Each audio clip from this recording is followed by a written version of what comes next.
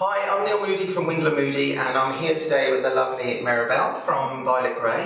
And what I'm going to do today is create that kind of like editorial, effortless wave that so many women want to wake up with. And it's one of the things I always get asked is, how do I create that hair when I don't actually have it for real?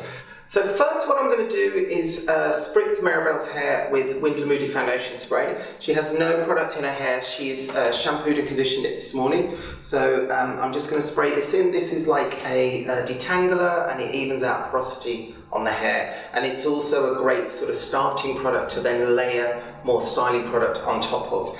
Or you can start from, you know, if your hair's like it is right now, you can actually put this in dry and use it as like almost a bit like water, you know, but it's just got sort of ingredients in it that will just help your hair. I need to start with her hair a little sort of wetter in order for me to create the texture that we're after. Quite important to make sure that the ends are a little damp too, especially if your hair's straighter, because ideally what we want to do is change the texture of that from being sort of straight to wavy. So if you don't get the ends damp, or start with the ends damp, they'll automatically dry straight. And now is where you need to add the styling product. On Maribel's hair, I'm actually going to use the Invisible Day and Night Cream. It's actually a hair moisturiser. It's great for sort of flyaways and things like that, but I'm actually going to use this a bit more as a styling product today.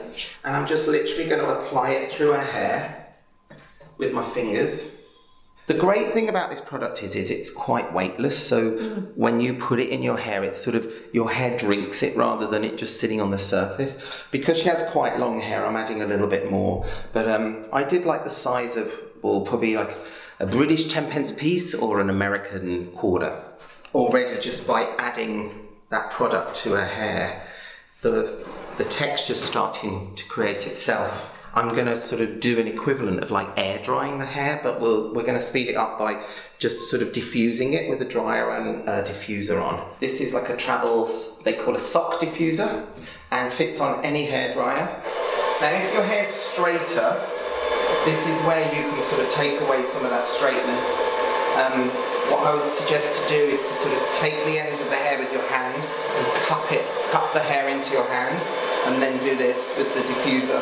And what that does is it starts creating some movement in the hair as it's drying. It's almost like a bit of a version of the old 80s scrunch dry, but without scrunching. It's much softer than what a scrunch dry used to create. When you get to the top area, I suggest to lift the hair up with your fingers and sort of dry into the roots. And what this does is it gives you that root lift. And just stops the hair drying too flat. It's really important to get the roots dry when you're doing this technique, because if they're still a little damp, they will tend to fall flatter and then dry flatter. So I always concentrate on getting the roots dry as soon as possible.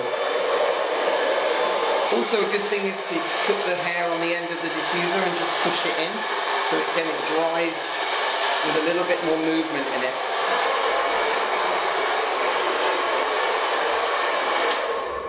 Because I haven't made the hair smooth, you've already got these individual pieces of hair. And this is what helps to make it look more natural. When it looks less natural is when it's smooth and then you suddenly get a wave.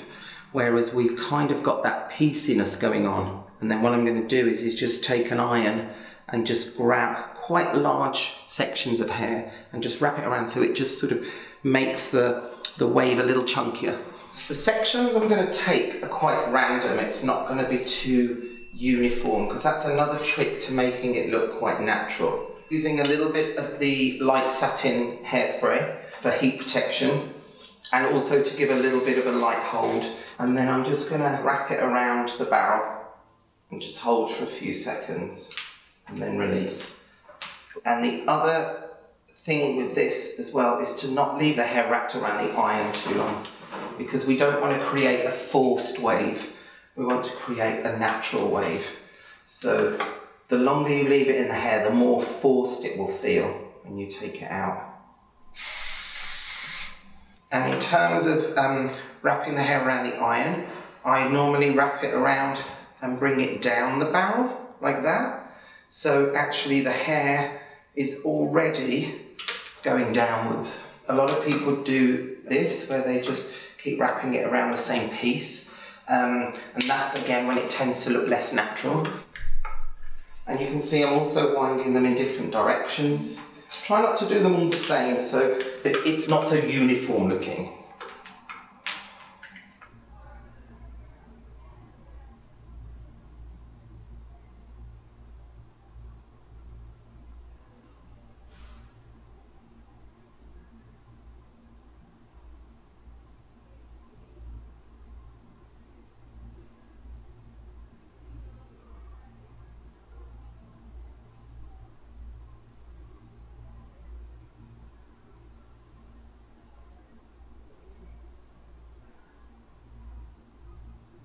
So that's it curled before I sort of start brushing it through. No brushes, no combs, only fingers, guys. That's the trick here.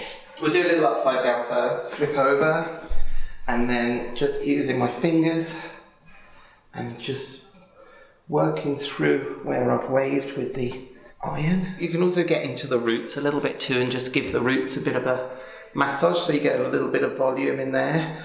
Throw it back. There we go. So you can see the whole look has stayed quite piecey because I've never brushed it or combed it. And then what the curling iron has done is just defined the waves a little more, but without it feeling like it's been ironed. And then I'm going to take a tiny bit more Invisible Day and Night Cream as a sort of more like a finishing product now.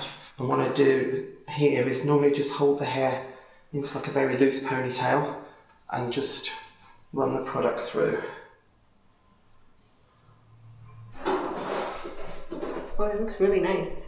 It literally looks like I just went to the beach. Yeah. Like, but really... Tiny bit more polished though, isn't it? It's like less matte, I think. And so here we have our finished look on the gorgeous Mirabelle. Thank you. Thanks.